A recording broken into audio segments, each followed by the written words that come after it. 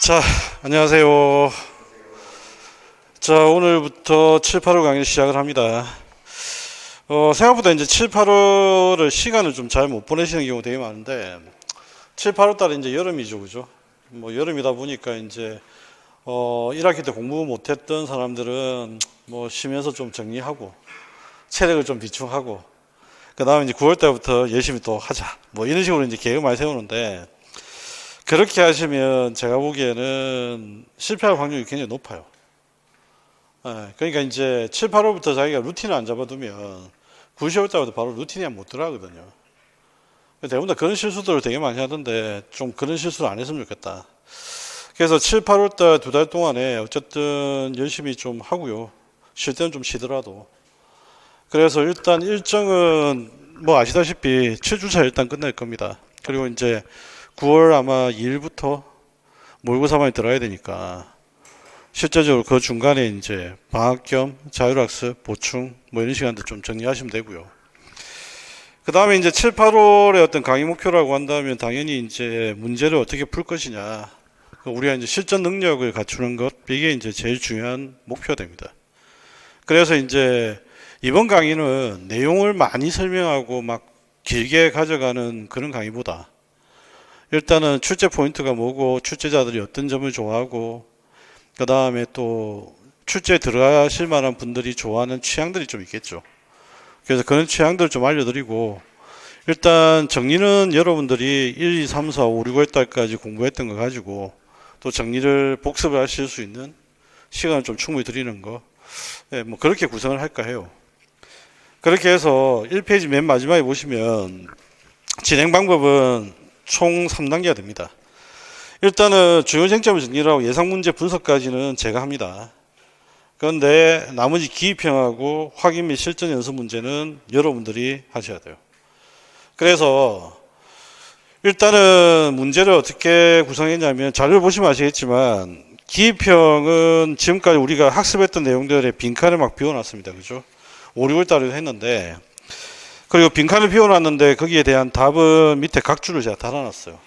이거 시간 엄청나게 걸려요. 제가 이거 만들 때마다 이번 주도 만들 때 너무 고통스러워가지고 이걸 내가 왜 이렇게 하고 있지? 그 생각이 들 정도로. 그래서 확인 및 연습 문제하고 기입형으로 뻥뻥 비워둔 부분들은 수업 시간에 말씀도 드리겠지만 일단 가급적이면 각 주에다가 답을 해놓았죠. 그러니까 여러분들이 나중에 복습하실 때 내가 과연 여기에다가 기입형이나 내용들을 쓸 수 있는지 이걸 여러분들 체크를 꼭 하셔야 돼요. 그리고 그 체크해서 안 되는 부분들은 집중적으로 하셔야 돼요. 그래서 그렇게 하시라고 이제 자료 만들어 놨으니까 그래 보시면 되고요. 그 다음에 자료 구성은 어떻게 되어 있냐면 일단은 내용 정리가 이제 아파트에 있습니다. 그죠? 그 다음에 이제 각 장마다 문제를 구성을 해놨다 보시면 돼요.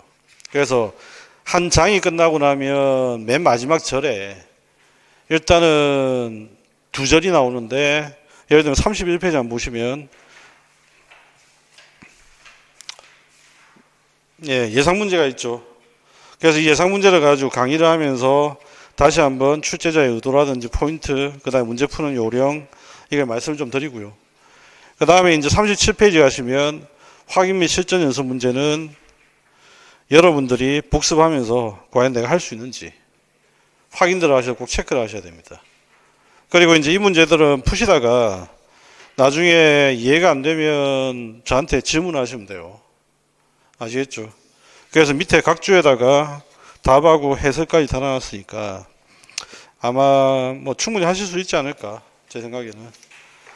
그래서 그렇게 구성이 되어 있다. 그래서 여러분들 하셔야 되는 거는 3단계 그 기입형과 확인 및 실전 연습을 통해서 본인의 약점이 무엇인지 이걸 정확하게 아셔야 됩니다. 그래서 시험에 합격하는 방법은 제가 매번 하는 이야기잖아요. 그죠?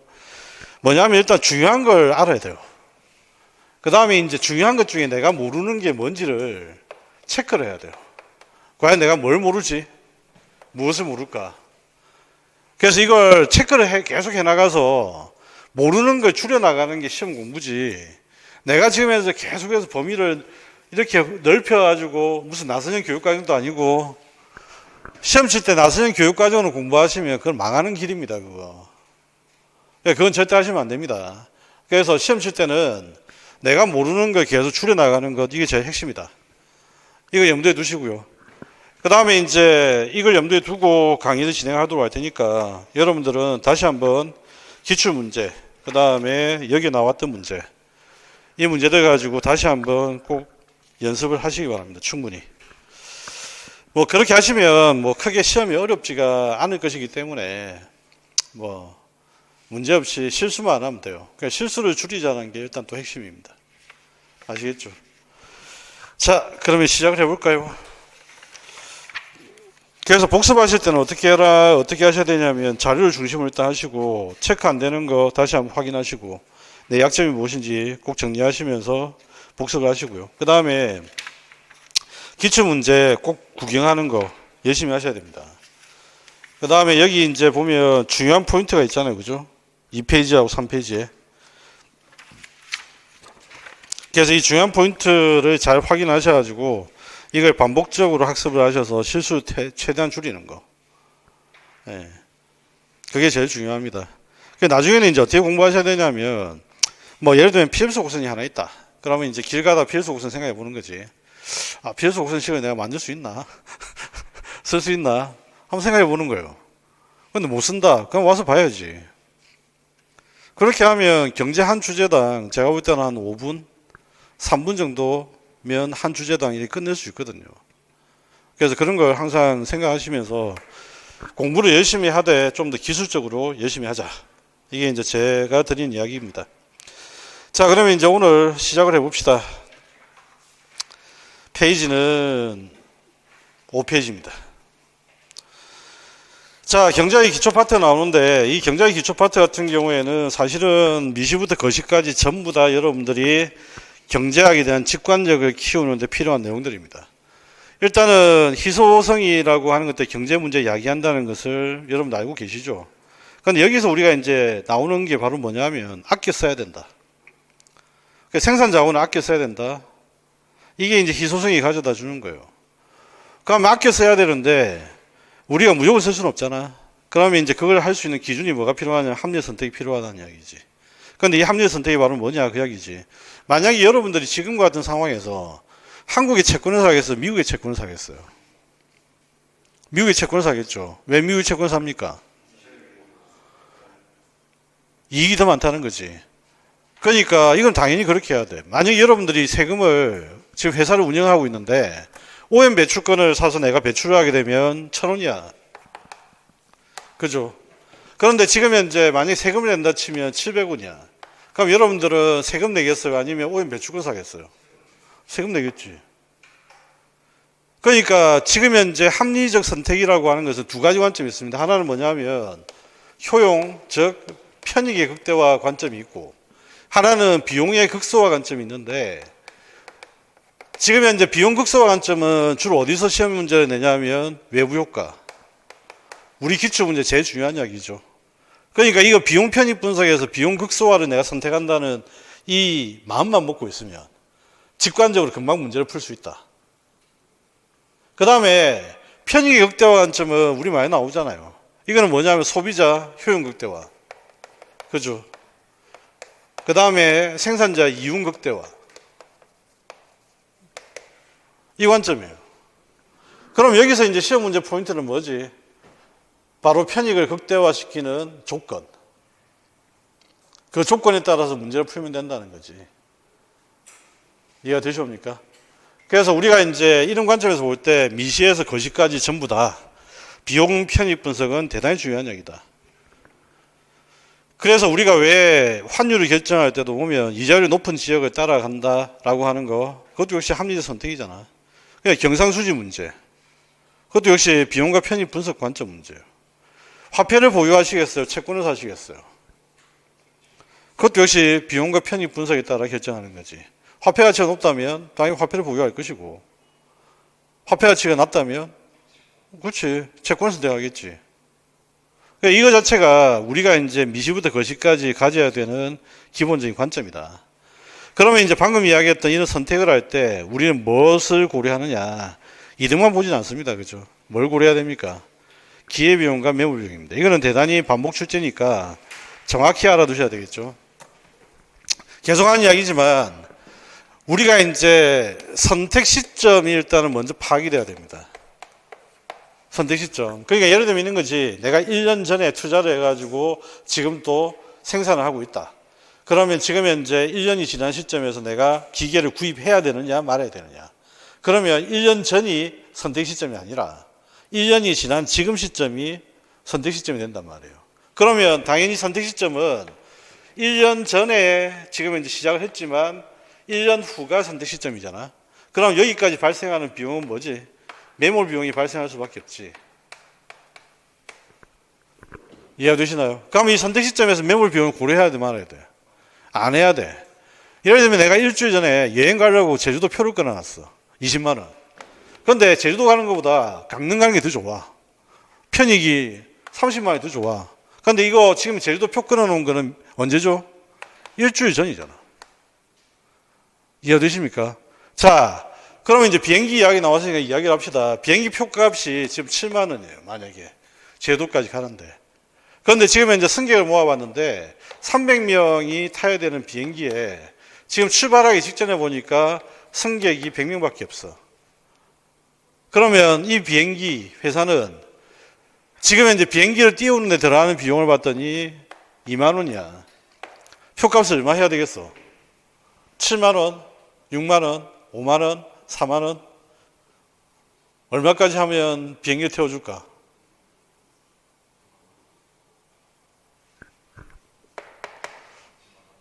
(2만 원이잖아) 최소한 이 비용이 지금 현재 보전된다면 하겠지. 그런데 만약 이게 고정비용 같으면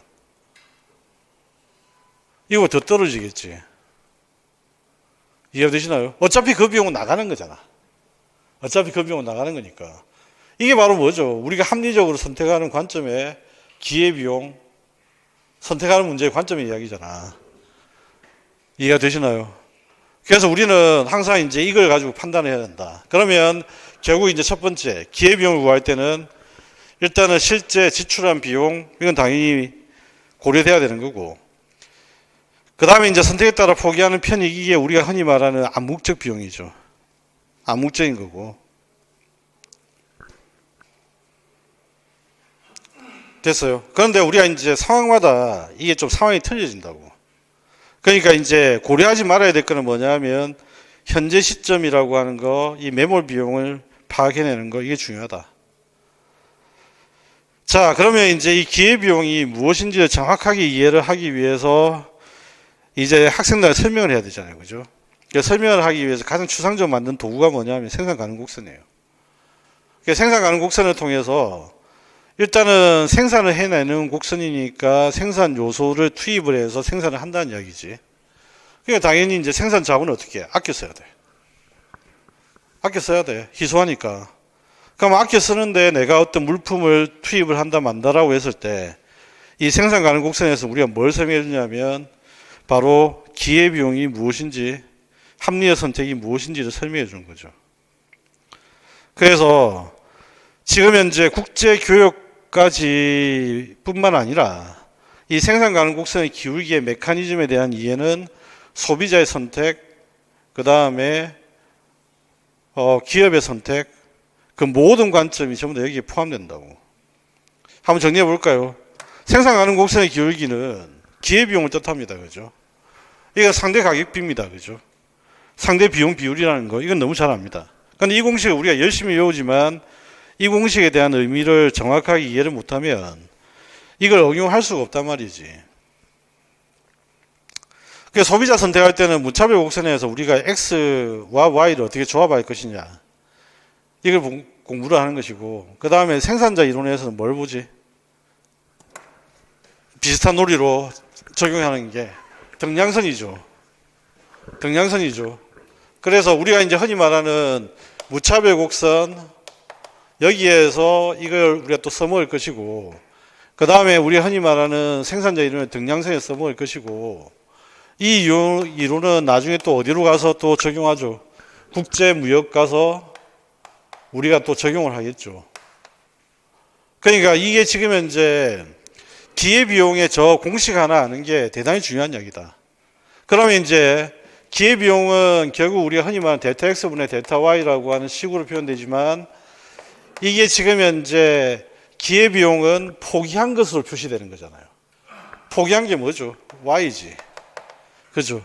포기한 것으로 표시된다는 거. 항상 이걸 잊지 마시고. 그럼 이걸 이제 가격비로 따지면 PY분의 PX가 될 것이고, 가격은 뭘 반영해? 비용을 반영하는 거거든. 그러니까 MCY분의 MCX라고 하는 식으로 도출되는 거죠. 그죠? 그러니까 여기까지는 이제 잘 이해를 했는데, 문제는 이제 헷갈려 하는 게 이제 바로 그겁니다. 그죠? 이게 만약에 값이 2가 나왔다. 2가 나왔다. 그러면 PX 대 PY의 가격비가 얼마라는 이야기지?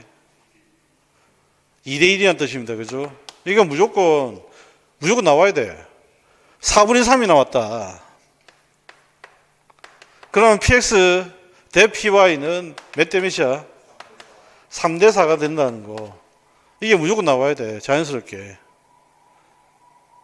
이게 무조건 나와야 되는데, 이게 이제 머뭇거리게 되면 이제 그때부터 헷갈려 꼬이기 시작하는 거죠.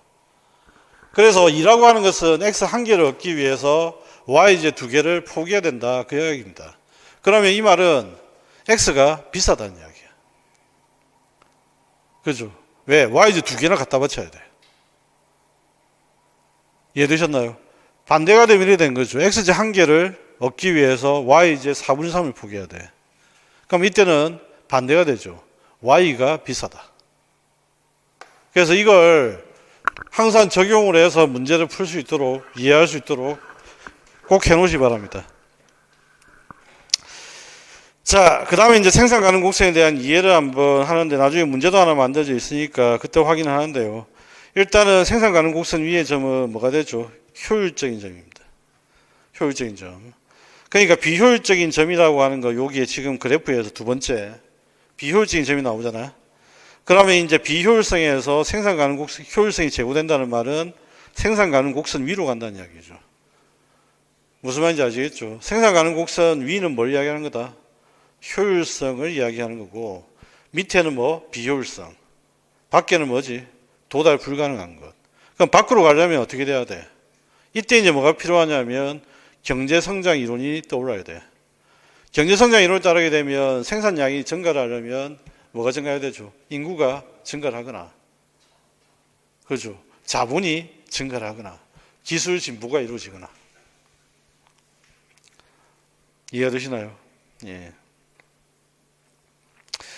자, 여기서 우리가 이제 확인할 수 있는 건 뭐냐라고 하는 건데, 경제학에서 거의 경제학 원론 수준에서는 체증하는 놈은, 증가하는 놈은 비용밖에 없습니다.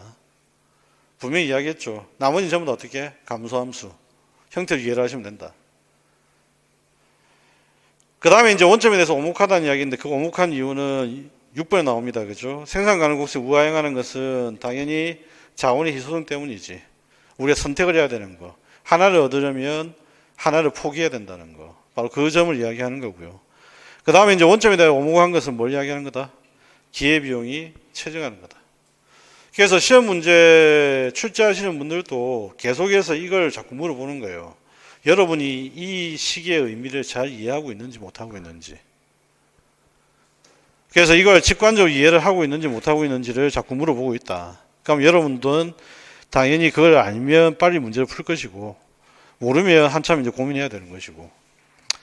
자, 국민경제 기본 골격에, 여기에서는 이제 가계와 기업 정부인데, 일단은 우리가 이제 거시경제까지 정리를 하기 위해서 한 가지 이해를 해야 될 거, 가계하고 기업은 우리가 흔히 말해서 뭐로 취급되죠? 민간입니다. 그렇죠? 민간. 그 다음에 기업은 뭐로 이해를 하시면 돼? 우리가 상품 시장 이론을 공부할 거잖아.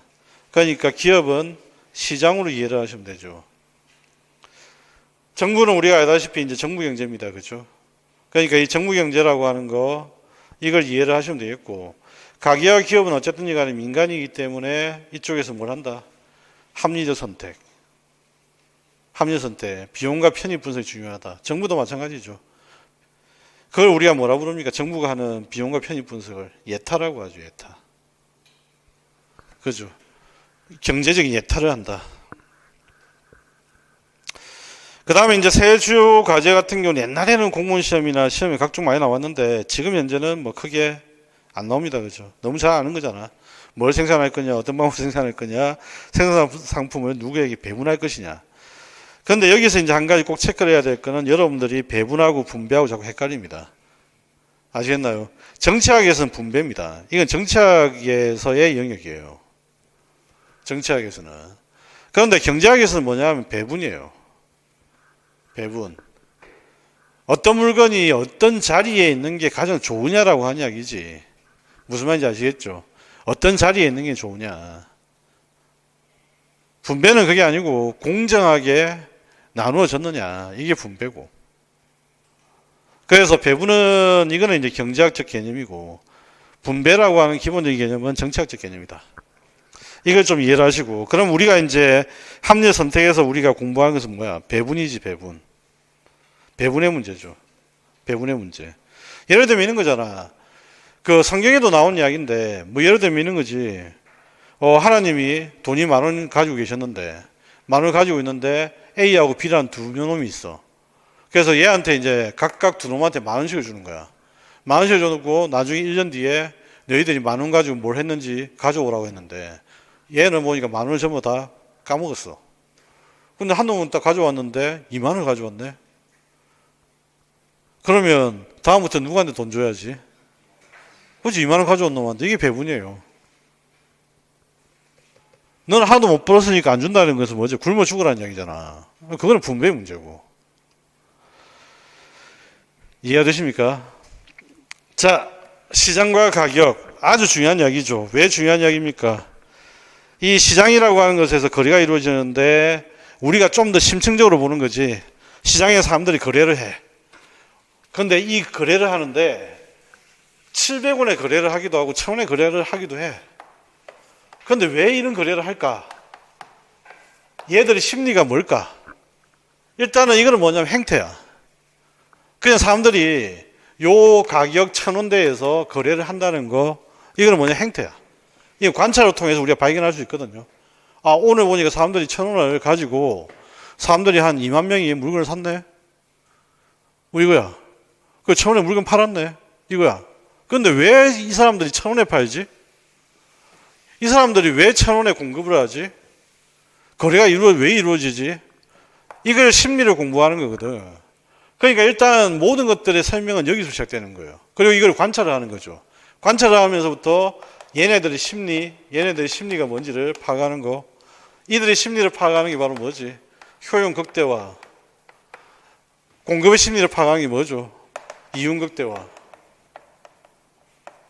이 심리를 파악한다는 이야기야. 이걸 이제 여러분들 항상 이해를 하셔야 됩니다. 이거는 인간 행동에 대한 이해인 거지. 이게 무슨 뭐 수학 공식처럼 막 그걸 마구잡이 외우는 게 아니에요. 그러니까 여기서는 이제 꼭 기억을 하셔야 되는 게 뭐냐면 얘가 공급과 수요자를 만나게끔 해준다는 거잖아. 그러니까 이 사람들은 10,000원을 보고 뭐가 생기는 거야? 동기가 생겨. 그리고 어떻게? 거래가 이루어져. 이게 바로 가격 기구의 기능이죠. 역할이죠. 그래서 우리는 돈을 보고 신호가 왔네. 물건을 팔아야 될 때구나. 그죠? 그러면서 이제 그 가격이 변함에 따라서 행동이 바뀝니다. 그러면서 가격 기구가 수요와 공급을 연결시켜 줍니다. 그래서 시장이라고 하는 것은 뭐라고 했죠? 가격을 통해서 수요와 공급을 매개하는 곳. 가격을 통해서 수요와 공급을 매개하는 것. 이게 바로 시장이다. 그래서 우리가 가격과 어떤 수요든지 어떤 공급이든 상관없습니다. 그죠? 가격이 수요와 공급을 조절해 주는 곳이라고 한다면 그건 시장이야. 그럼 이런 시장에는 상품 시장도 있고 우리가 공부한 시장 중에 노동 시장이 있고 그 다음에 금융 시장이 있고 대부 시장이 있고 그 다음에 생산 요소라고 하는 파생 시장이 있고 그 다음에 또 외환 시장이라고 하는 게 있고 요즘 환율이 급등한다고 하잖아. 맞지? 그러면 그 모든 시장의 수요와 공급을 조절하는 것은 뭐다? 가격이다. 그런데 그 시장마다 가격의 표시가 좀 다르죠. 가격의 이름이 다르지. 맞아요. 이 가격 밑에 있는 이름에 해당되는 것은 물건의 가격도 있고 총체적으로 표시하는 물가도 있고 그 다음에 또 뭐가 있어? 임금이라고 하는 노동의 가격도 있고 이자라고 하는 가격도 있고 그 다음에 환율이라고 하는 외환의 가격도 있고 이해됐나요? 요즘에 또 코인이라고 하는 지랄 같은 것도 있잖아. 그러니까 별별 가격들이 이제 마구 나타나는 거죠. 요즘에 또 원숭이 한 마리가 가격 역할을 해요. 그래서 그 원숭이를 가지고 있으면 피자도 주고 뭐 물건도 살 수 있다고 막 난리 벌써 피우고 있는데 어쨌든 바로 이것들이 수요와 공급을 연결시켜 준다 그 얘기입니다. 됐습니까? 자, 그러면 이제 이 가격이 제 역할을 못하는 걸 우리가 뭐라 부르죠? 시장 실패라고 부릅니다. 그럼 시장 실패의 대표적인 것들이 뭐가 있습니까? 시장 내부에 실패가 있죠. 그걸 뭐라 부르죠? 비경쟁. 독점이라고 하는 비경쟁이 있죠. 비경쟁. 그 다음에 또 시장 실패가 뭐가 있어? 외부 효과 있지. 그 다음에 또 뭐가 있지? 공공재가 있죠. 그죠? 그 다음에 또 뭐가 있지? 도덕적 해이나 그 다음에 역선택 같은 문제가 있지. 정보 경제학에 시장 실패 문제들. 그 다음에 또 시장 실패에 뭐가 있죠? 경기 변동도 시장 실패 중에 하나다라고 보는 시각. 이게 누구의 시각이죠? 케인즈. 됐어요? 그럼 이 말은 시장 실패 말은 결국 한마디로 이야기하면 핵심은 뭐야? 가격이 제대로 작동되지 못한다. 그 말이죠. 화폐 시장이 제대로 작동되지 못한다. 그 말은 누가 제 역할을 못한다? 이자가. 무슨 말인지 아시겠어요? 제 역할을 못한다. 대부 시장이 지금 현재 제 역할을 못한다. 그러면 대부 시장의 가격은 뭐야? 이자율이죠. 그럼 이자율이 그 역할을 못한다. 그럼 다른 변수가 영향을 준다. 그 이야기잖아. 이해가 되십니까? 그래서 여러분들 머릿속에는 일단 뭐가 골격이 돼야 되냐면 모든 분석의 시작은 가격이 무엇인지 수요가 어떤 수요인지 공급이 무엇인지를 파악하는 게 일단 첫 번째고요. 그 다음에 두 번째 이제 파악해야 되는 거시경제의 시각은 뭐냐면 얘가 제 역할을 한다라고 하는 입장과 제 역할을 못한다는 입장으로 나누어 생각해야 돼요. 거시경제는 그 차이밖에 없어요. 그럼 여러분들은 어떤 골격을 가지고 있어야 돼? 시장은 가격이 조정된다. 이거는 여러분 골격이 돼야 돼요. 그런데 가격이 제대로 작동 안 하는 경우가 있네. 그 경우를 예외적으로 살펴보는 거예요. 이해가 되십니까? 그 다음에 수요와 공급을 왜 어떤 물건에 대한 수요와 공급을 봐야 되냐. 그 말은 무슨 말이냐면 상품에 대한 수요하고 노동에 대한 수요에 대한 심리는 다르죠. 예를 들면 상품에 대한 수요 같은 경우는 소비잖아. 내가 소비를 통해서 얻는 만족이잖아. 그런데 노동에 대한 수요 같은 경우는 내가 돈을 많이 벌기 위한 수요잖아. 그러면 그 내용이 차이가 있을 뿐이지. 그지? 근데 가격이 주는 영향은 어때? 똑같아. 그래서 여러분들은 이걸 그 심리만 차이 나는 심리만 파악을 하는 거지 기본 골격은 무조건 가지고 있어야 한다. 가격이 뭐냐? 됐어요? 자, 그러면 1번 문제는 간단히 해결을 할 수 있을 것 같다. 블랙핑크라고 적을까 하다가 이거 너무 취향이 드러나는 것 같아가지고 자, A는 블랙윈드의 콘서트 입장권을 5만 원에 구입했는데 막상 콘서트 당일이 되자 콘서트 입장권을 5만 원에 구입했던 이 시점은 미래입니까? 현재입니까? 과거입니까? 이거 과거입니다. 막상 콘서트 당일이 되자 갑작스러운 일이 생겨서 갈 수 없게 되었다. SNS 급히 구매자를 물색한 결과 콘서트 당일이 바로 뭐죠? 현재 시점이죠. 시점을 꼭 보라고 했습니다. 그죠? 그 다음에 입장권을 B에게 택배로 보내는 비용은 5,000원으로 A가 B 부담하기로 했다. A가 합리적인 사람이라고 가정할 경우 B의 사겠다는 제안에 A가 응할 수 있는 가격은 얼마부터 될 것이냐. 그 이야기잖아. 얼마부터 되지? 5,000원부터죠. 매몰 비용 5만 원 빼야 됩니다. 그죠? 지금 시점은 뭐다? 지금 시점에서는 5만 원은 매몰 비용이다.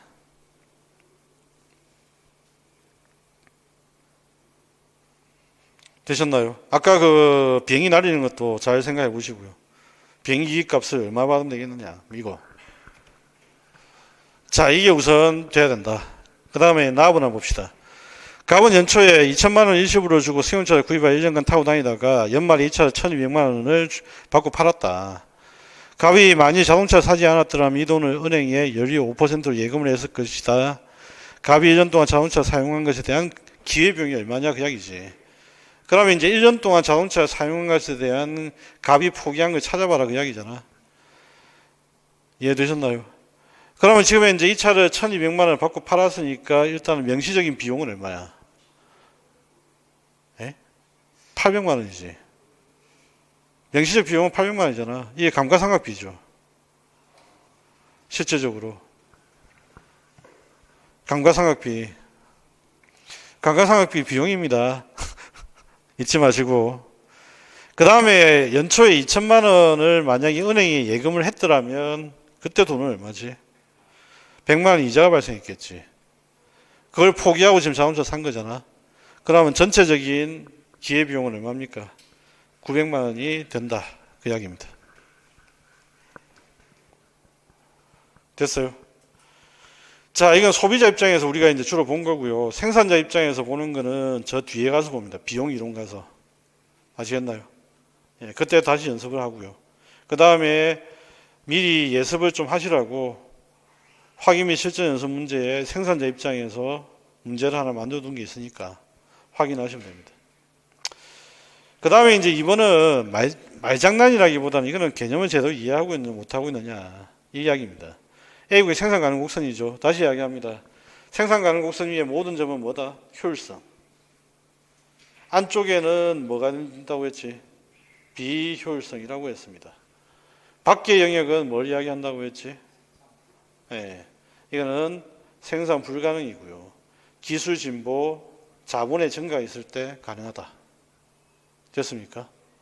자, 그러면 이제 대화를 한번 봅시다. 냉장고 80대의 기회비용은 TV 150대다고 되어 있는데 이걸 이제 함정에 많이 빠질 가능성이 크죠. 왜? 여기 있는 점이 80.150이잖아. 맞아요.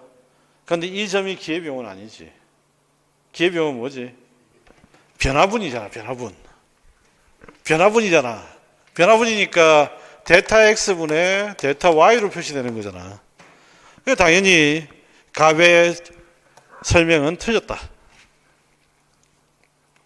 됐어요. 그 다음에 어를 한번 봅시다. 80하고 150이 생산 가능 곡선 위에 88, 100으로 증가를 했다. 그 말은 자, 냉장고는 지금 현재 어떻게 했다고? 증가를 했고 그 다음에 TV는 줄었죠. 이게 바로 뭡니까? 기회비용이 체증한다. 체증한다. 증가한다. 맞는 이야기죠.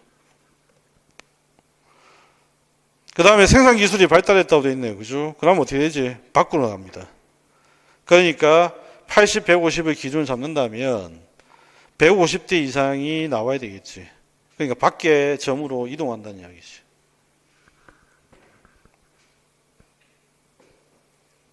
됐어요. 그 다음에 TV 생산이 증가해서 포기해야 되는 냉장고 수량 증가한다. 그렇죠. 이게 바로 기회비용 체증. 그 다음에 이제 무이야기. 냉장고의 생산 효율성이 제고되었다는 이 말은 비효율성에서 효율성으로 왔다는 이야기잖아. 그러니까 밖으로 나갈 수가 있어 없어요? 80대 이상으로 간다는 말은 밖으로 간다는 이야기잖아. 그러니까 이 말은 틀린 이야기다. 밖으로 나가려면 뭐가 돼야 한다고? 기술 진보, 그 다음에 자본의 증가. 자, 그래서 틀린 주장을 하는 사람들은 갑과 무 두 사람이다. 됐죠? 자, 확인 및 실전 연습 문제는 한번 풀어보시고요. 나중에. 그 다음에 이제 제3장으로 이제 갑니다. 대단히 중요한 이야기입니다. 그죠? 왜 중요합니까? 시험에 최다 출제 파트고요.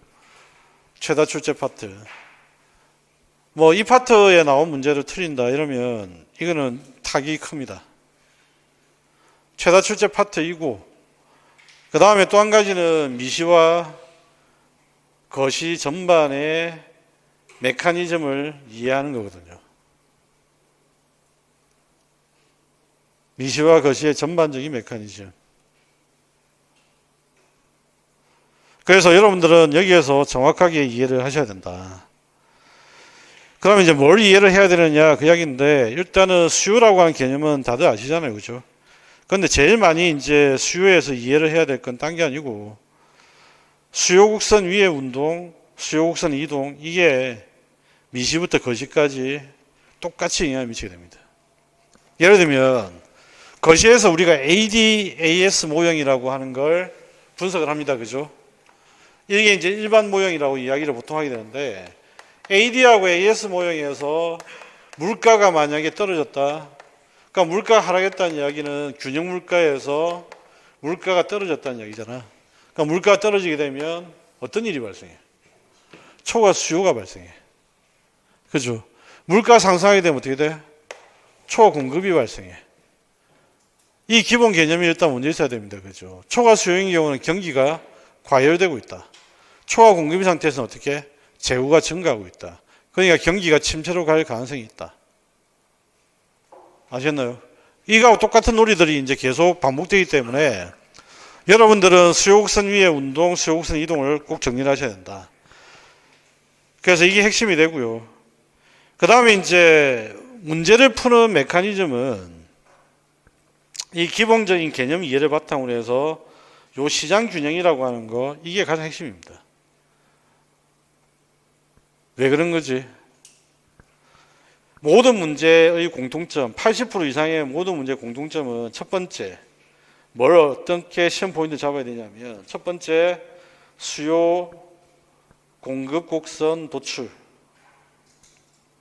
판서를 하자. 자, 문제의 모든 포인트는 일단은 수요, 공급, 곡선의 도출입니다. 그 다음에 이제 두 번째는 뭘 해야 되겠어? 이걸 가지고 균형을 구합니다. 균형 구합니다. 그 다음에 세 번째는 뭘 해야 되겠지? 균형의 변화를 구합니다. 문제는 균형에서 균형의 변화가 어떻게 이루어졌느냐, 요 값을 물어보는 게 결론이에요. 대부분 다. 그럼 여기서 또 한번 정리해 봅시다. 수요 공급 곡선 도출에서는 뭘 신경 써야 돼? 신경 써야 될 게 Q로 주어졌는지 P로 주어졌는지가 중요하다고 했지. 식으로 봤을 때. 그래서 우리가 보통 이걸 뭐라고 부른다고 했지? 수요 곡선식이라고 한다고 했고, 이럴 때는 시장 수요 곡선 도출할 때 어떻게 들어간다? 기울기 곱하기 숫자 n분의 1로 들어간다고 했죠. 됐어요? 근데 수요 함수로 주어졌을 때 이때는 식을 어떻게 구하면 된다고? 이때는 수요 함수에다가 수요 함수에도 곱하기 n을 그대로 해주면 됩니다. 그죠? 이걸 여러분들 잊으면 안 됩니다. 그죠? 일단 이게 첫 번째. 그 다음에 이제 또 한 가지, 수요는 항상 보면 뭐가 된다고? 전제 조건이 우하향, 공급 곡선은 우상향. 이쪽은 기울기가 항상 마이너스, 이쪽은 기울기가 항상 플러스. 잊으면 안 되는 이야기. 자, 그 다음에 이제 균형은 어떻게 놓고 풀어야 되느냐? 균형은 당연히 수요와 공급을 놓고 풀어야 되겠죠. 그죠? 그런데 수요와 공급을 놓고 푸는데 문제는 여기서 우리는 여기에 영향을 주는 변수가 한 가지 있다는 거 알아야 돼. 그게 뭐죠? 기울기. 탄력도가 아니고 기울기. 탄력도에 영향을 미치는 기울기. 이게 중요하다고. 왜? 이 기울기가 나중에 뭘 어디에 영향을 미치게 되죠? 잉여, 소비자 잉여와 생산자 잉여에 영향을 미쳐. 그 말은 무슨 말이냐? 누가 좀 더 시장에서 주도권을 가지고 있느냐? 누가 좀 더 시장의 주도권을 가지고 있느냐? 시장에서 탄력적인 사람이 주도권을 가지고 있어요. 비탄력적인 사람이 주도권을 가지고 있어요. 탄력적인 사람이 주도권을 가지고 있어요. 이해가 됐나요? 기본적으로 일단 여러분들 이걸 이해를 하셔야 되겠고, 그 다음에 이제 균형의 변화는 세 가지가 있죠. 하나는 뭐냐? 수요 공급의 변화. 그죠? 수요 공급의 변화. 수요 공급의 변화는 뭘 이야기하는 겁니까? 예를 들면 수요의 변화 같은 경우에는 가격 이외의 변수. 수요 공급의 변화는 전부 다 뭐지? 가격 이외의 변수. 이걸 이야기하는 거죠. 그럼 가격 이외의 변수에는 뭐가 있지? 소득, 기호, 예상물가, 예상가격, 그 다음에 대체재, 보완재. 맞아요.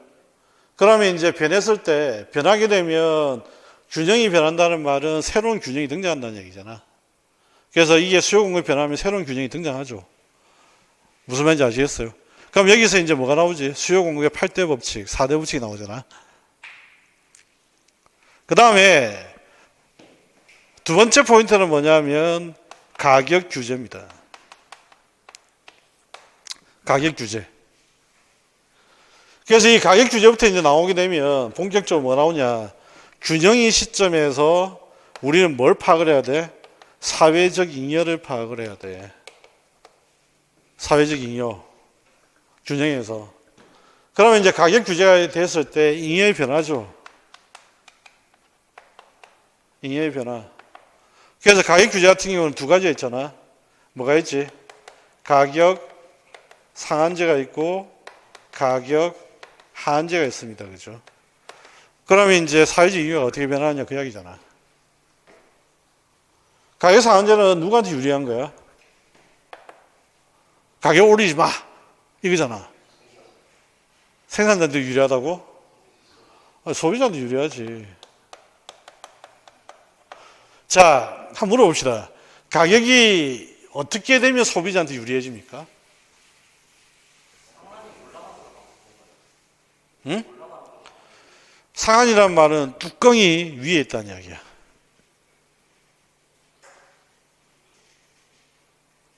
가격이 더 이상 오르지 못하게 한다는 이야기야. 위에 지붕이 있다는 이야기야. 하한제는 밑에 밑바닥이 있다는, 최저 기준이 있다는 이야기야. 가격 하한제는 더 이상 못 내려가게. 그래서 우리가 이거 다른 말로 가격 상한제는 뭐라 부르지? 최고 가격제. 이래 부르잖아. 됐어요? 그러면 이제 질문 계속 하던 거 마저 해야지. 가격이 어떻게 될 때 소비자한테 유리해요? 가격이 내려갈 때. 가격이 어떻게 될 때 생산자한테 유리하지? 그렇지. 그럼 가격 상한제로 하게 되면 가격이 내려가는 거잖아. 맞죠? 균형 가격을 기준으로 내려가는 거잖아. 균형을 기준으로 내려가는 거니까 누구한테 유리하지? 소비자한테 유리하지. 당연한 거잖아니까. 이 물리적으로. 가격 한제는 뭐죠? 가격이 떨어지지 못하도록 하는 거잖아. 그죠? 균형 가격이 너무 낮아. 그냥 비교 대상은 있어야 되겠지. 비교 대상은 뭡니까? 균형 가격. 지금 현재의 균형 가격이 너무 높아. 현재의 균형 가격이 너무 낮아. 그래서 균형 가격을 기준으로 해서 균형 가격이 너무 낮으니까 이 가격, 균형 가격보다는 위에. 이게 우리가 뭐라 부르죠? 최저 가격제. 그럼 가격이 올라간 거야, 내려간 거야? 올라간 거지. 그럼 소비자한테 유리해, 생산자한테 유리해? 생산자한테 유리해. 이게 우리가 뭐라 부르죠? 최저 가격제. 기출문제 나왔던 이야기인데 한번 물어봅시다. 가격 상한제를 하게 되면 그러면 소비자 후생은 늘어나요, 증가요?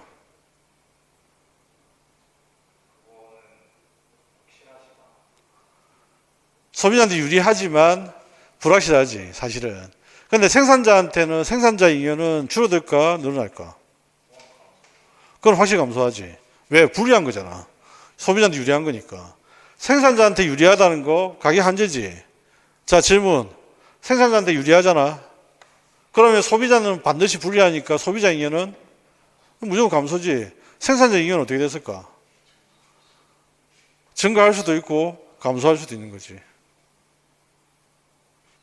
이해가 되십니까? 그겁니다. 그 다음에 균형의 변화에 또 영향을 미쳐주는 거 수요 공급의 변화와 연계된 이야기입니다. 이게 뭐죠? 세금의 문제입니다. 그죠? 그러면 이제 세금은 결국 뭐가 이제 뭐의 문제가 발생해? 누가 얼만큼 부담을 하느냐. 부담을 하느냐. 그런데 부담을 하느냐 여기서 우리가 꼭 기억해야 되는 명제가 하나 있어. 뭐지? 탄력적일수록 적게 부담해, 많이 부담해. 적게 부담한다는 이야기야. 그러면 직관적으로 한번 봅시다.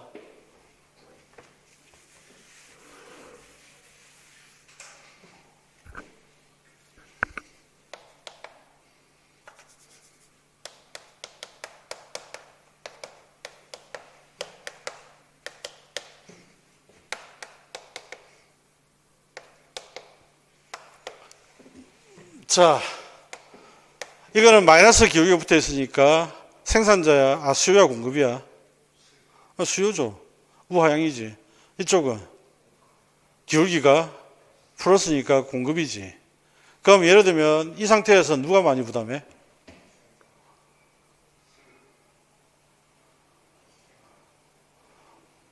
누가 많이 부담해? 얘가 탄력적이야, 얘가 탄력적이야. 이럴래? 이거 지금 뭐죠? P는 마이너스 2분의 1이면 역수잖아. 역수잖아. 그럼 이게 2가 된다는 이야기잖아, 올해. 맞지? 그러면 30원 같으면 소비자가 얼마나 부담한다는 이야기야? 10원. 이쪽 얼마 부담해야 돼? 20원. 역으로. 좀 더 연습해 볼까요? P는 마이너스 5분의 3, P는 Q, 5분의 2, 50원. 뒤에 뭐 있든 없든 상관없고. 누가 얼마나 부담해? 공급자가 30%를, 3만큼을, 소비자가 이만큼을. 역수 뒤지면 어떻게 되지? 3분의 5, 2분의 5잖아. 공급자가 더 타격적이지. 공급자가 더 타격적일 거 아니야. 비율을 따지게 되면 3대 2잖아. 거꾸로 하면 2대 3이잖아. 2대 3이니까 50원 같으면 얘가 얼마를 부담해야 돼? 30원. 얘가 얼마? 20원. 됐어요? P로 되어 있을 때와 Q로 되어 있을 때 다르다고 했잖아. Q로 되어 있을 때는 바로 보면 되는데 P로 되어 있을 때는 반대로 역으로 생각해야 되겠지. 됐어요? 자, 이걸 연습을 몇 번 해두세요. 그러면 빨리빨리 문제를 풀어. 문제를 빨리 푸는 방법이니까. 그럼 보세요. 이 두 개의 문제가 항상 이제 조금 어렵게 느끼는 난이도가 있는 문제인데, 가격 규제와 세금 부담이 만약에 오게 되면, 이 두 개가 오게 되면, 일단은 뭐부터 해야 돼? 이거부터 해야 돼. 수요 공급선 일단 도출해야 돼. 주어져 있으면 그거보다 더 좋은 건 없고, 그 다음 뭘부터 해야 되지? 균형을 구해야 돼. 됐어요? 균형 구해야 돼. 그 다음에 수요 공급의 변화는 이동하는 거잖아. 그런데 가격 규제 같은 경우는 무조건 뭐지? 초과 수요, 초과 공급이야. 얘는. 그 차이점 알아야 되겠지. 됐습니까? 나머지 산수 문제. 그러니까 문제를 풀 때는 일단 뭐부터 해라? 머릿속에 수요 공급선 노출. 두 번째는 균형 구하기. 세 번째는 뭐? 변화된 이후에 균형을 구하기.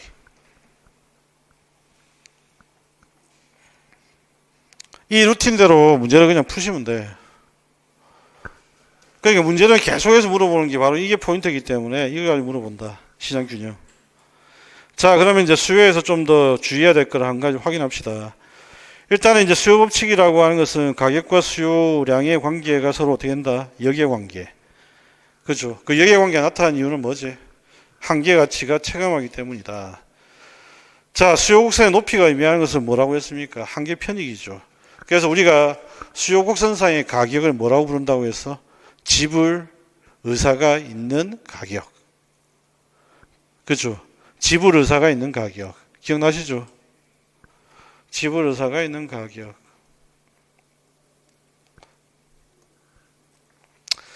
자, 그 다음에 이제 수요곡선 위의 운동과 수요곡선 이동을 무조건 알아두셔야 되겠고, 일단은 수요량이 변한다. 이때는 가격이 변한다는 이야기인데, 이때는 무조건 뭐의 문제지? 초과 수요 아니면 초과 공급의 문제. 초과 수요, 초과 공급의 문제다. 이거 머릿속에 항상 가지고 계시고요. 그 다음에 수요의 변화는 어떻게 구하면 되죠? 수요곡선의 이동이다.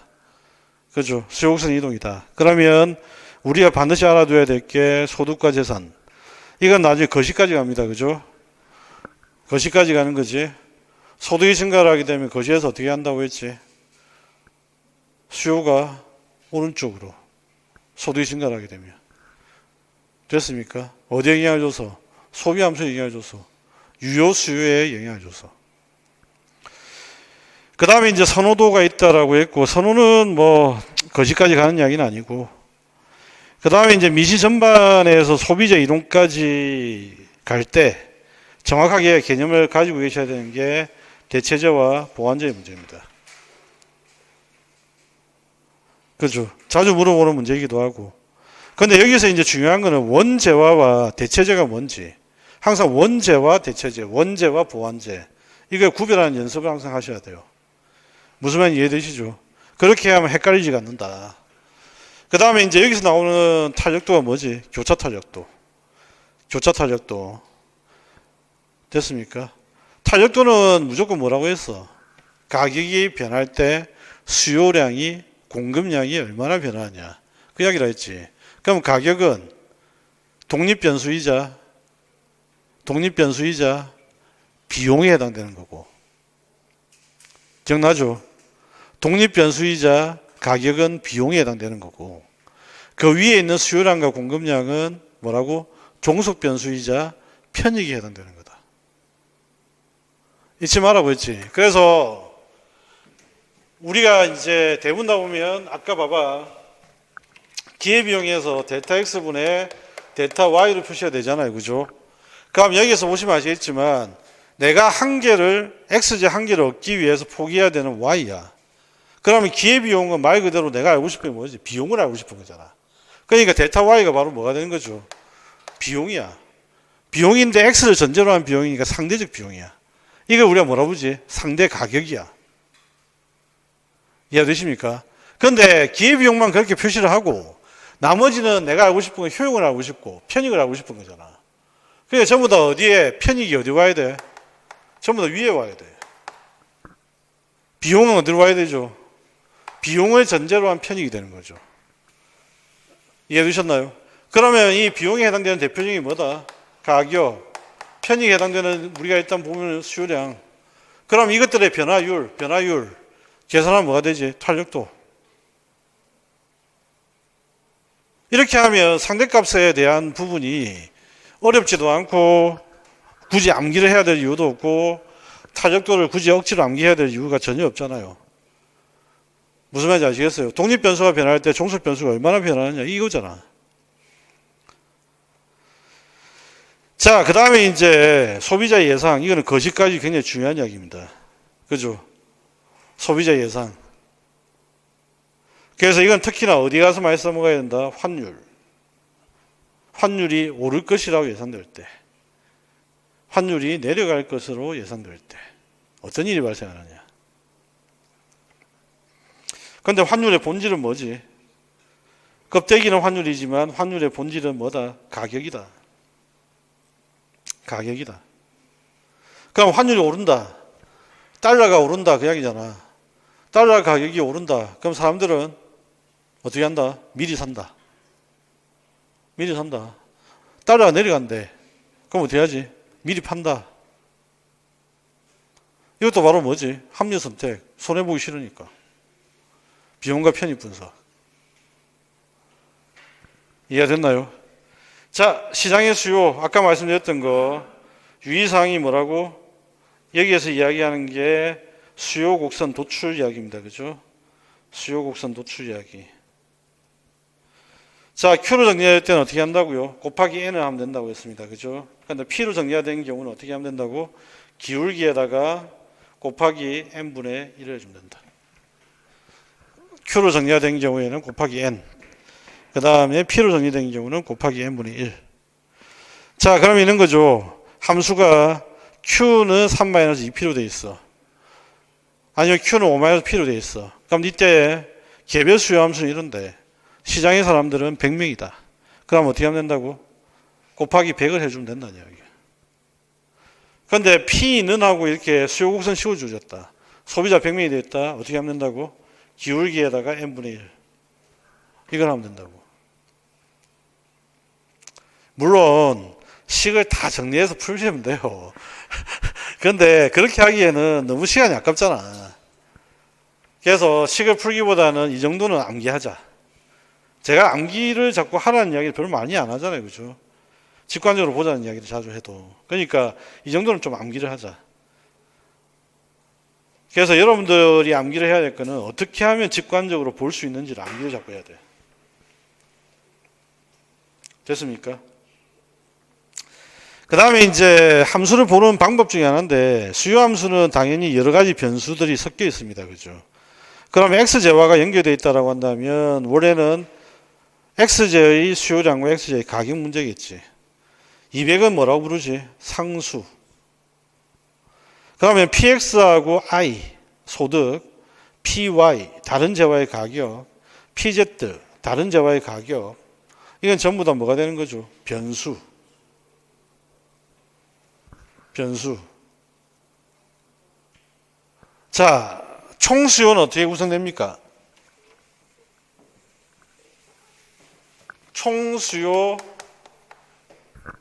총수요라고 하는 것은, 총지출이라고 하는 것은 소비함수, 투자함수, 정부지출함수, 그 다음에 순수출함수가 합해진 거지. 맞아요? 그러면 이 식상에서 얘들은 전부 다 뭐가 되는 거야? 변수지, 변수. 맞죠? 그러면 얘들이 변할 때 얘가 얼마나 변하는지 알고 싶어. 그지? 그러면 나머지는 전부 다 뭘로 두면 돼? 얘를 상수로 두고 얘가 변화율, 얘의 변화율을 구하면 되지. 이렇게 구하는 방법이 뭐야? 승수. 변화율이잖아. 변화율이잖아. 그러니까 경제학에서 우리가 이렇게 이해를 하면 되죠. 물건 가격이 분명히 소비자하고 생산자에게 영향을 준다고 했잖아. 얼마나 영향을 줄까? 이걸 우리가 뭐라 부른다고? 탄력도라 부르잖아. 그런데 탄력도의 본질은 뭐가 돼? 이것과 연결해서 이해를 하면 변화율이죠. 변화율. 얼마나 변하느냐. 그러면 각각의 변수에 따라서 우리가 변화율을 구하고 싶다. 그럼 어떻게 하면 되냐면 나머지 변수는 전부 다 상수로 두면 돼. 상수는 미분값이 어떻게 되죠? 얘를 미분하면 제로입니다. 그죠? 상수는. 무슨 말인지 아시겠어요? 지금 또 이식도 마찬가지나 수요를 구성하는 게 이렇게 다양해. 다양한 변수들이 있어. 근데 이 중에서 나는 X의 가격이 변할 때 수요량이 얼마인지 변하는지 알고 싶다. 이게 바로 뭐죠? 가격의 수요 탄력도. 가격 수요 탄력도. 그래서 나머지는 어떻게 된다고? 상수를 취급해.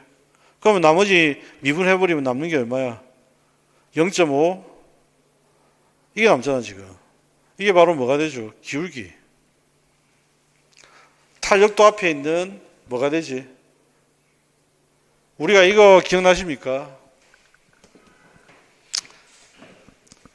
앞으로 이제 봐야 될 게 이건데 구별해야 될 게 이겁니다. 그죠? 뭐냐가 되냐면 앞에 지금 현재 2의 x 제곱이라고 했을 때 얘는 뭐가 되지? 변수. 얘는 뭐가 되지? 개수. 얘는 뭐가 되지? 차수. 그런데 이 개수가 가지고 있는 의미를 놓치면 안 된다고 했지. 개수는 뭘 뜻한다고 했어? 개수가 가지고 있는 의미는 y가 1만큼 변할 때 2만큼 변한다는 뜻이야. 이건 항상 정해져 있거든. 정해져 있거든. 그래서 우리가 앞에 나와 있는 요값 자체를 보통 보면 이제 개수라고 보통 부르거든. 그냥 탄력도는 희한한 게 어떻게 돼 있지? 탄력도는 앞에 뭐가 있어요? 개수가 있고 그 다음에 그 점이 있지. 근데 요 의미를 해석을 해보면 있는 이야기야. 얘가 이만큼은 항상 변해. 항상 일정해. 일정하고 그 다음에 요 값들이 뭐지? 변하는 값이지. 이게 탄력도의 구성이야. 그래서 우리가 지금 현재 보는 0.5는 이거예요. 변하는 값이에요. 일정 계수예요. 일정 계수죠. 수요곡선이 이렇게 있잖아. 요 점에서 내가 구하고 싶어. 그런데 이 수요곡선에서 변하는 값의 계수는 항상 어떻게? 일정하게 주어져 있다고. 그러면 A점에 있는 값 뭐지? P, Q를 대입을 시키면 되지. 탄력도. 우리가 균형점에서의 탄력도 구하라고 하잖아. 균형점의 탄력도 구할 때 우리가 일단 요 계수는 이미 알고 있죠. 거기에다가 이 점만 대입을 시키면 되는 거잖아. 그게 탄력도. 그게 생각보다 이게 중요하다니까. 예를 들면 필립스 곡선 아까 이야기했는데 파이 마이너스 파이라고 하는 거 예상물가. 그 다음에 이게 U 마이너스 자연실험률. 여기 알파라는 값이 있지. 이게 뭐지? 계수. 일정한 값. 잊지 마세요. 이걸 우리가 미시부터 거시까지 다 써먹어야 돼. 그러니까 지금 이걸 여기서 끝나는 게 문제가 아니고 이 메커니즘을 거시에도 계속 적용해야 되는 거예요. 됐어요. 그래서 0.5라고 하는 이 계수값이 굉장히 중요하다, 사실은. 그 다음에 아까 우리가 이것도 기억나세요? 세금 부담 같은 거 아까 할 때 세금 부담분을 정할 때 뭘 가지고 우리 구했지? 실제로 계수를 가지고 한 거잖아. 계수, 기울기, 실제 곡선의 기울기. 됐습니까? 그래서 탄력도하고 기울기는 다르다고 이야기하는 거예요. 무슨 말인지 이해되시죠? 그래서 여기 보면 이제 수요 탄력도, 가격 탄력도 쭉 나올 텐데 앞으로 탄력도 하면 여러분들 머릿속에는 뭐가 있어야 된다? 독립 변수가 분모에, 종속 변수가 어떻게? 분자에. 화폐 수요 이자율 탄력도 하면 화폐 수요 이자율 중에 뭐가 독립 변수야? 뭐가 독립 변수지? 화폐 수요죠. 이게 종속 변수죠. 이자율이 독립 변수죠. 자, 그럼 한번 다 구해봅시다. 지금 제일 첫 번째 우리가 구하는 게 뭐냐면 일단은 물건의 가격 PX. 그죠? 얘가 변할 때 QX가 얼마나 변하느냐. 변화율. 이걸 우리가 미분하고 기울기로 오해하시면 안 되고요. 제가 일단 우리가 약속했잖아. 다시로 표현하는데 이건 어떤 의미를 가지고 있다고? P분의 데타 P의 의미를 가지고 있고 Q-는 뭐? Q분의 데타 Q의 의미를 가지고 있다. 그 다음에 또 독립변수가 뭐가 있지? 소득. 소득의 변화분분에 뭐가 있지? X의 변화분. 또 뭐가 있지? 다른 재화가 있지. 다른 재화의 가격 PY분의 X 수요량의 변화분. 이게 뭐지? 교차 탄력도. 그 다음 화폐 수요 이자율 탄력도 어떻게 구한다고? 자, 그러면 투자 수요부터 한번 해봅시다. 투자 수요 이자율 탄력도는 어떻게 구하면 돼? 이자율 분의 여기 뭐가 오면 돼? 투자 수요. 됐어요? 그 다음에 또 뭐가 있지? 화폐 수요 이자율 탄력도. 이자율 분의 뭐가 있지? 화폐 수요. 이거 암기하는 건 바보입니다. 이걸 왜 암기를 해? 독립변수가 여기 있고 종속변수 위에 있다. 이거 지금 연습하는 거지. 그럼 물어봅시다. 나중에 보면 제이커브 효과 같은 거 있잖아. 경상수지에서. 그럼 뭐가 된다고 하지? 수출 탄력도하고 수입 탄력도 나오잖아. 그럼 마찬가지로 여기도 뭐가 와야 돼? 수출 가격, 수출량이 와야 되잖아.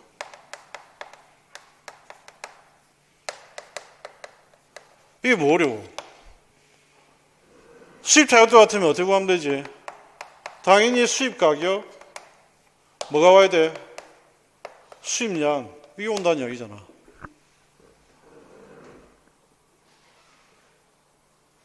그러면 임금의 노동 타격도는 어떻게 구하면 돼?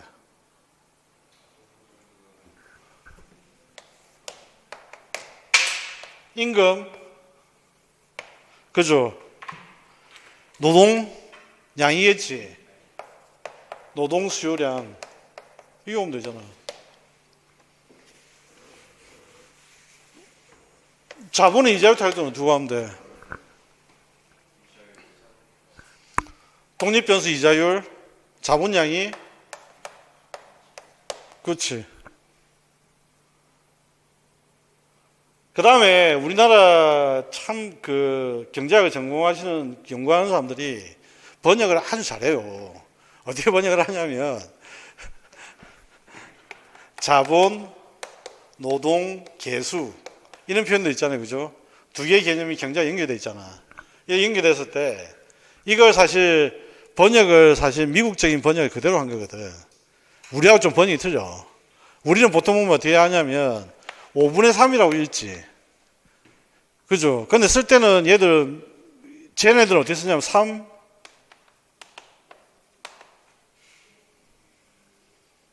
이래 쓰거든, 일반적으로. 그러면 자본노동 계수 같으면 이건 보나 마나 뻔해. 뭘 이야기하는 거지? 노동분의 자본이야. 앞에 두 개 붙어 있으면 이게 분자가 되고 이게 분모가 돼. 예를 들면 소득 소비 곡선 한번 이야기해 봅시다. 소득 소비 곡선 같으면 그래프 어떻게 그리면 될 것 같아? 소득 소비. 나중에 소득 소비 곡선 보라니까. 거짓말인지. 무슨 말인지 아시겠어요? 가격 소비 곡선 같으면 어떻게 그리면 돼? 가격 소비. 이유는 없어. 쟤네들이 글을 읽는 순서가 그렇다는 이야기예요. 이해되십니까? 그러면 분자 분모의 표현할 때도 마찬가지잖아. 비율이든 뭐든 이야기를 할 때 순서적으로 이렇게 설명되어 있을 때는 전부 다 우리가 수입이니까 얘가 어디에 있다고? 분자에, 얘가 분모에 있다는 이야기야. 반대가 되면 되지. 노동 자본이 되면 거꾸로 뒤집으면 되죠. 원래 기회비용은 뒤집으면 어떻게 되죠? 기회 편익이에요. 맞잖아. 데이터 X가 편익이고 데이터 Y가 비용이잖아. 맞지? 뒤집으면 어떻게 돼? 편익이잖아.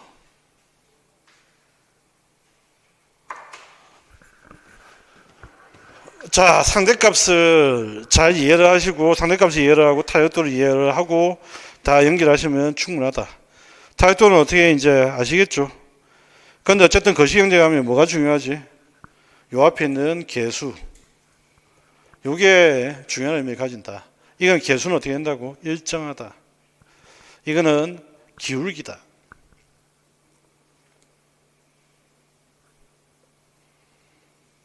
그 다음에 이제 요 기울기를 가지고 우리 일정한 요 값을 가지고 뭘 정한다고? 세금 부담. 이걸 직관적으로 파악할 수 있다. 세금 부담. 됐습니까? 자, 그 다음에 직선의 수요곡선상의 타협도를 구하는 방법 나와 있는데 이거는 뭐만 알면 되지? 여기가 왜 분모가 되고 여기가 왜 분자가 되는지 이것만 이해를 하시면 되죠. 가운데점이 있고. 이건 기억했죠? P가 여기 있잖아. P가 뭐지? 독립변수. 타협도를 구하고 싶으면 P 다시 분의 Q 다시잖아. 그러니까 당연히 이쪽에서 시작되는 게 분모가 돼야 되고 요 값이 나머지 값이 분자가 되는 게 너무 당연한 이야기잖아. 직관적으로 보면 이거 삼각형으로 닮은 걸 증명 안 해도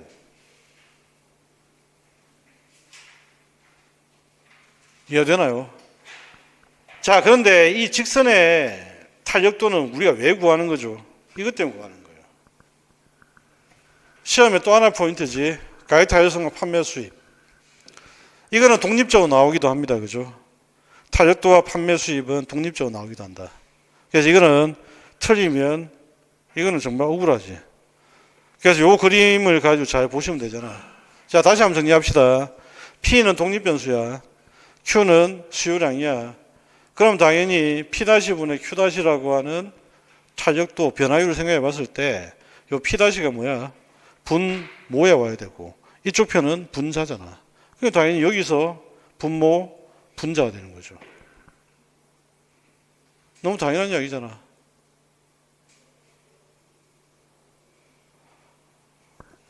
됐어요. 그럼 여기서 우리가 이제 꼭 기억해야 될 명제가 한 가지, 일반화가 하나 있습니다. 뭡니까?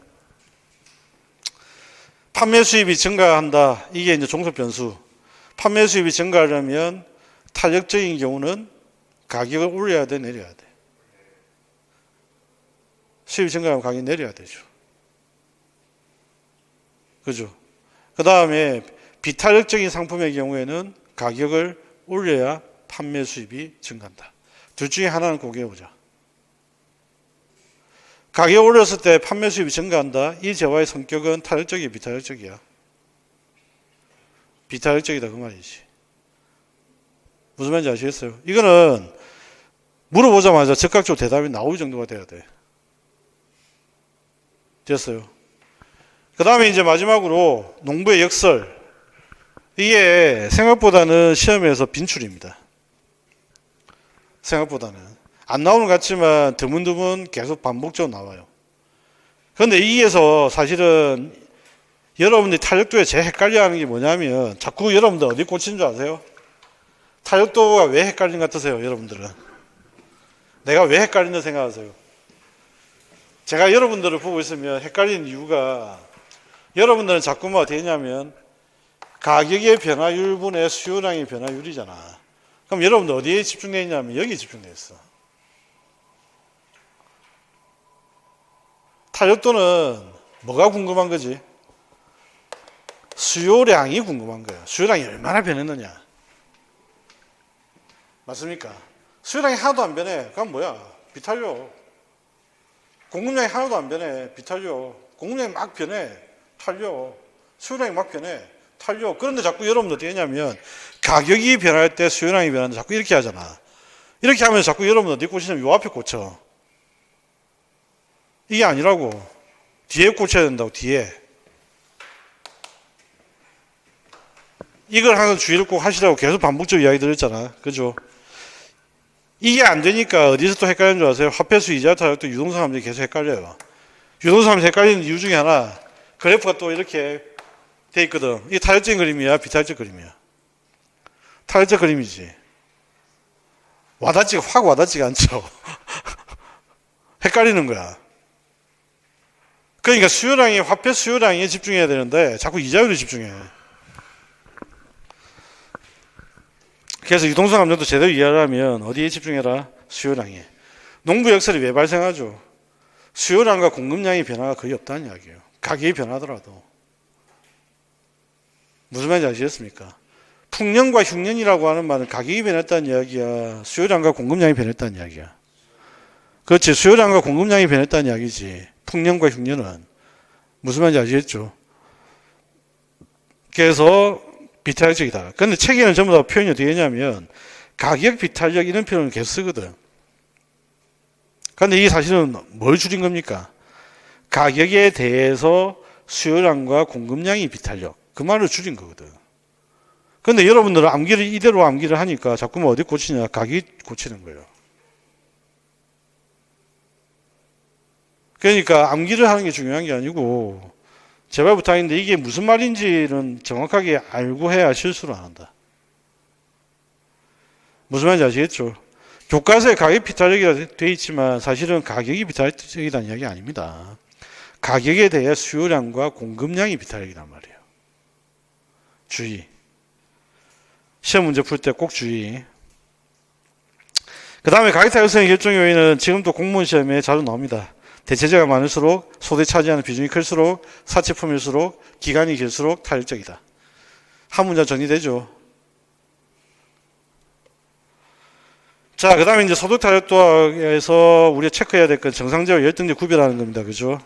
정상제와 열등제 구별하는 거 잘 정리를 하시고요. 구하는 식은 뭐 따로 이제 설명 안 해도 되겠죠.